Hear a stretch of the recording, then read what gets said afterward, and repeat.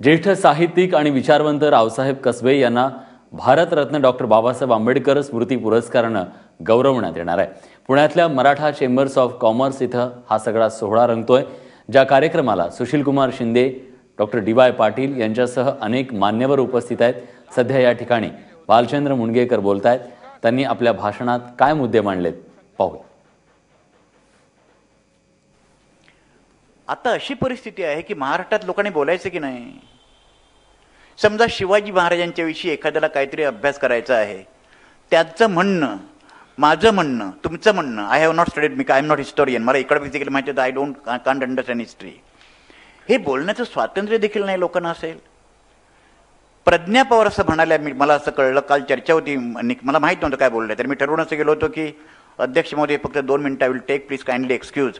मला माहीत नव्हतं आणि मी ठरवून असं गेलो होतो की त्या काय बोलतात त्याच्याविषयी आपण करायचं, because I did not know really what he said. पण निखिल वागडेंच्या बोलण्यातून असा संदर्भ आला की प्रज्ञा पवार असं म्हणाल्या की मराठ्यांच्या मुली ह्या जिजाऊंच्या मुली आहेत, बाकीच्या मुली कोणाच्या आहेत. ही Pragya Pawar has said this, what is wrong in it?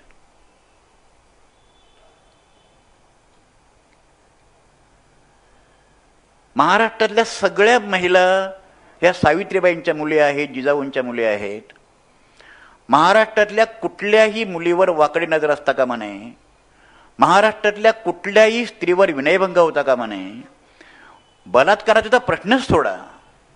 बलात्कारासंबंध एखाद्या स्त्रीवरचा बलात्कार घानामध्ये, झांबियामध्ये, मोझांबिकमध्ये, फिलिपिन्समध्ये, जगात कुठेही जरी झालेला असेल तरी तो मानवी समाजावरचा कलंक आहे हे मानणार नाही आपण. Why we are dividing the sensations about rape on the basis of the caste? ज्या समाजामध्ये बलात्काराच्या वेदना सुद्धा जातीवर अवलंबून ठरतात तो समाज सुसंस्कृत आहे असं मी मानायला तयार नाही. It's not a cultured society where sensations are depending upon the caste considerations to which that lady or woman belongs. मला हे सांगायचं आहे की लोकशाहीचा अर्थच मुळामध्ये असा की इथे कॉन्फ्लिक्टिंग क्लेम असतात. इथे कॉन्फ्लिक्टिंग क्लेम आहेत. 84 लाख फक्त भारतामध्ये गव्हर्नमेंटचा स्टाफ आहे, सेंट्रल गव्हर्नमेंटचा. किती? 84 लाख स्टाफ. त्यांच्यासाठी 1,04,000 कोटी रुपयांचं 7th पे कमिशन आता येणार आहे. या देशातल्या 11.5 कोटी शेतमजुरांच्यापैकी किती कमिशन आतापर्यंत निवडली सरकारने? ह्या देशात शेती चालली कोणावर चाललेले आहे?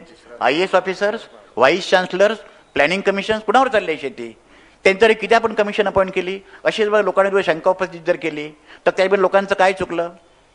मला या निमित्ताने रावसाहेबांच्या योगदानाच्या निमित्ताने एवढंच मला सांगायचं आहे की एक जुनं संस्कृत शोभाषित आहे, वादे वादे जायते तत्वबोधा. समाजामध्ये वेगवेगळ्या सेक्शनचे वेगवेगळे क्लेम्स असतात.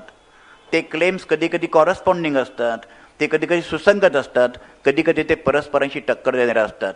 परंतु या परस्परांशी टक्कर देणाऱ्या वेगवेगळे क्लेम्स डिबेट करून, चर्चा करून, विचारविनिमय करून संसदीय मार्गाने सोडवणं हाच सुसंस्कृत समाजाच्या समोरचा एक फार मोठा पर्याय उपलब्ध डेमोक्रेसीने करून दिलेला आहे. आणि ज्या ठिकाणी आता काल एक ग्रस्त म्हणत होते की मासेसमध्ये कसं बोलायचं, कॅडरमध्ये कसं बोलायचं हे लोकांनी ठरवलं पाहिजे. ह्याचं ट्रेनिंग कोण देणार? ह्याचं ट्रेनिंग कुठे मिळणार? कुणी मासेसमध्ये बोलायचं ते? नागपूरच्या रेशीमबागेमध्ये? I understand people are giving more importance to cow protection rather than thousands of killings of human beings every डे. ठाण्याला परवा वडार समाजाच्या बरोबर बलात्कार झाला. नाशिकला कुठेतरी एका बंजारा मोर्चावर बंजाराने मोर्चा काढला, वडाराने वडारांचा मोर्चा काढला, गोसावीने गोसावींचा मोर्चा काढला, दलितांचा मोर्चा काढला. एका कोपर्डीला मी गेलो होतो, तिथल्या मुलांनी, तिथल्या लोकांनी कोपर्ड्याच्या म्हणजे प्रत्येक स्त्रीवर ज्याच्यावर त्या जातीने मोर्चा काढायचा. Is it a society? Is it democracy? Is it maturity? Is it eternal vision of the price of democracy? This is why freedom fighters fought. This is why Ambedkar wrote the Constitution. This was why Nehru moved the objective resolutions of the Constitution on 9 December 1946. We have to seriously think about where Maharashtra stands today.